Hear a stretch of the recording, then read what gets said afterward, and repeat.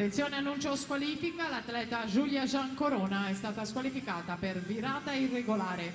Nella prossima batteria Giacomo Carazza in 2, Enrico Santi in 3, Gai Barnea in 4, Lane 4, Cesare Sciocchetti in 5, Simone Squarsanti in 6, Andrea Micheletto in corsia 7 e intanto Bussolin 55 e 12 per lui, già medagliato ai campionati italiani assoluti.